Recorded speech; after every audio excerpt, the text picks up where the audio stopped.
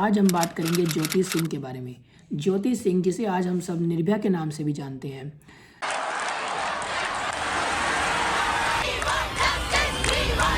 ये जो केस था 2012 में हुआ था। 2012 में जब ये सब र्यूमर चल रहे थे कि दुनिया ख़त्म होने वाली है और ये सब कुछ हर न्यूज़ चैनल दिखा रहा था कि दुनिया ख़त्म होने वाली है, उसी 2012 के दिसंबर की ये घटना है। तो चलिए शुरू करते हैं द निर्भया कांड। गाइस, ज्योति की फैमिली उसे हर चीज़ में सपोर्ट करती थी, वो उसे बहुत ज़्यादा प्यार करते थे। इनफैक्ट जब ज्योति पैदा हुई थी ना, तब उसके फादर ने पूरे मोहल्ले में मिठाई बंटवाई थी कि हमारे घर पे लड़की हुई है। इसके अलावा ज्योति के 2 भाई भी थे। स्कूलिंग दिल्ली से ख़त्म करने के बाद वो देहरादून चली गई। देहरादून के साई इंस्टीट्यूट से उसने अपनी साइकोलॉजी की पढ़ाई पूरी करी। साइकोलॉजी की पढ़ाई पूरी करने के बाद गाइस उससे दिल्ली में ही एक मेडिकल इंस्टीट्यूट में उसको इंटर्नशिप मिल गई। यहाँ दिल्ली में आने के बाद उसने सोचा कि अब उसकी ग्रेजुएशन भी हो गई है, उसकी स्कूलिंग भी हो गई है, वो इंटर्नशिप कर रही है, तो उसने अपने एक ओल्ड फ्रेंड से मीटअप करने का सोचा, जिसका नाम था अरविंद प्रताप पांडे। अरविंद एक सॉफ्टवेयर इंजीनियर थे। अरविंद और ज्योति दोनों 16 दिसंबर 2012 को साकेत के पीवीआर सेलेक्ट सिटी मॉल में लाइफ ऑफ पाई मूवी देखने के लिए गए थे। गाइज, अरविंद के अकॉर्डिंग जो ज्योति थी उसे मूवीज़ देखने का बहुत ज़्यादा शौक था। इसी के साथ साथ उसे शूज़ की शॉपिंग करने का भी बहुत ज़्यादा शौक था। तो गाइज़, ये दोनों अक्सर इस मॉल में आया करते थे, इसी बहाने इनका मीटअप भी हो जाता था। मूवी के बाद दोनों ने साकेत से मुनेरका बस स्टैंड के लिए एक ऑटो लिया। गाइज, मुनेरका बस स्टैंड पर पहुंचने में कुछ देर वेट किया। उसके बाद एक बस आई जो कि कोई रेगुलर पब्लिक ट्रांसपोर्ट बस नहीं थी, वो एक प्राइवेट ऑफ ड्यूटी बस थी, जिसका कलर वाइट था और इसके ऊपर रेड कलर से एक ब्रांडिंग दी हुई थी यादव की। गाइज, इसकी हेल्प से आगे की आइडेंटिफिकेशन में पुलिस को बहुत ज़्यादा हेल्प मिली। यहाँ लोग क्वेश्चन करेंगे कि इन्होंने इस टाइम क्यों बस ली, या फिर इन्होंने इन स्ट्रेंजर्स पे क्यों ट्रस्ट करा। गाइज, हमको ना ये बात समझनी पड़ेगी कि ये वो टाइम है 2012 का, जब ओला और उबर इस टाइम इतनी नहीं आई थी, ना ही इनकी कोई ऐप आई थी, तो तभी इनको ये मजबूरी में ये बस लेनी पड़ी। Get back to the story guys. जब ये लोग ना बस पे चढ़े तो वहाँ पे टोटल 6 लोग थे, इंक्लूडिंग ड्राइवर। ये लोग थे 33 साल के रवि सिंह, जो कि एक ड्राइवर था, 30 साल का मुकेश सिंह, जो कि ड्राइवर का छोटा भाई था, 20 साल का विनय शर्मा, जो कि एक असिस्टेंट जिम इंस्ट्रक्टर था, 19 साल का पवन गुप्ता, जो कि एक फ्रूट सेलर था, 17 साल का मोहम्मद अफरोज़ और 28 साल का अक्षय ठाकुर, जो कि एक मैरिड पर्सन था। वो दिल्ली में नौकरी की तलाश में आया था। जैसे इन सब लोगों ने रात को एक लड़की को एक लड़के के साथ अकेला देखा, तो इन सब ने अपने दिमाग में एक इमेज बना ली उस लड़की के लिए कि ये तो एक कैरेक्टरलेस वुमेन ही है। ज्योति और अरविंद के बस में चढ़ने के बाद कि 6 के 6 लोग उन्हें टोंट करने लग गए कि तुम दोनों इतनी रात को बस में कर क्या रहे हो अकेले। तो इसके जवाब में जो अरविंदर था उसने कहा कि इससे तुम्हारा कोई बिजनेस नहीं है, तुम अपना काम करो। और ये दोनों ज्योति और अरविंद उन्हें इग्नोर मारने लग गए सबको, वो सब अपनी बातें कर रहे थे। तो इसके बाद जो अरविंदर था उसने नोटिस करा कि बस ने एक रॉन्ग टर्न लिया और उसे इन सब पे शक हुआ।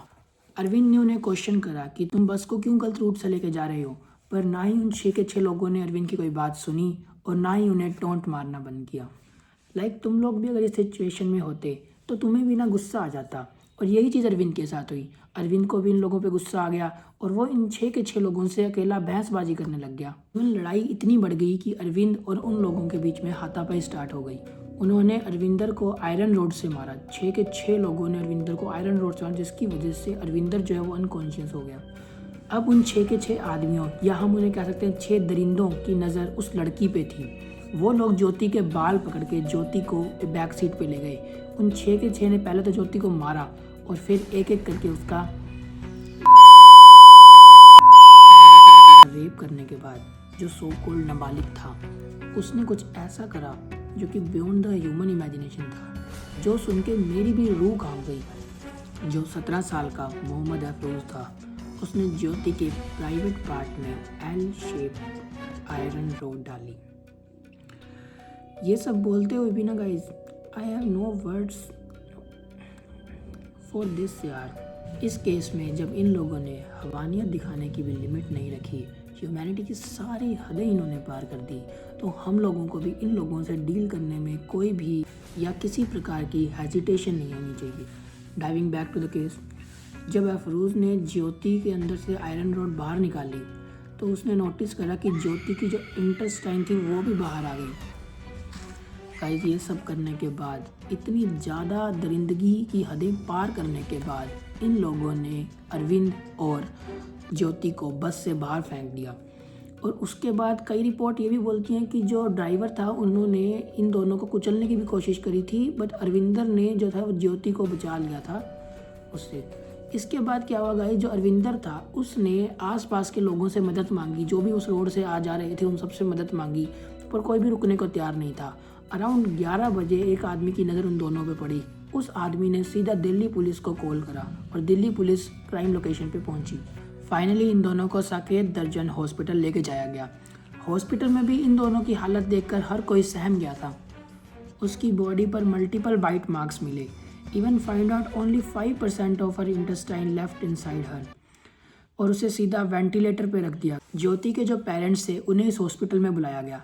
ज्योति के पेरेंट्स को कोई अंदाज़ा नहीं था बिल्कुल भी कि उन्हें सिर्फ ऐसा लगा कि उनकी बेटी सिर्फ एक बस से गिर गई है, इसलिए उन्हें हॉस्पिटल बुलाया जा रहा है और वो कुछ टाइम में ठीक हो जाएगी।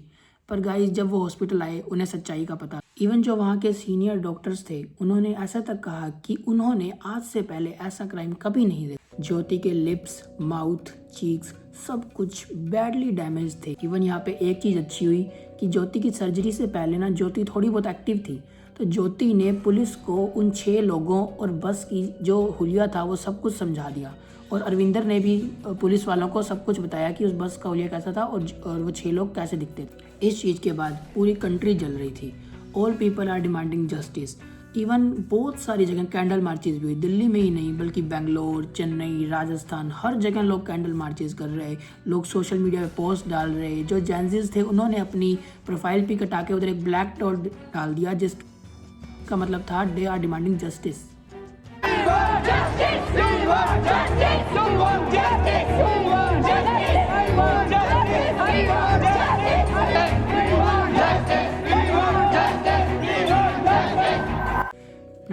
दिसंबर 2012 को ज्योति की 5th सर्जरी हुई। वो एक बहुत ही ज़्यादा क्रिटिकल सिचुएशन में थी।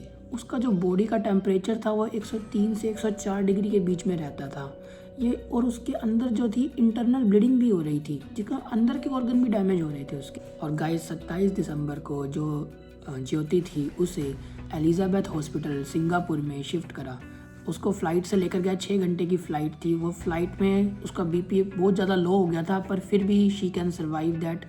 एंड उसके बाद 26 दिसंबर को जो ज्योति थी वो सिंगापुर हॉस्पिटल में पहुंच गई, पर अफसोस 29 दिसंबर तक ही वो सर्वाइव कर पाई। 29 दिसंबर को उसके मल्टीपल ऑर्गन फेल हो गए और उसने हॉस्पिटल में अपना दम तोड़ दिया। उन दोनों के स्टेटमेंट अभी भी पुलिस के पास थे।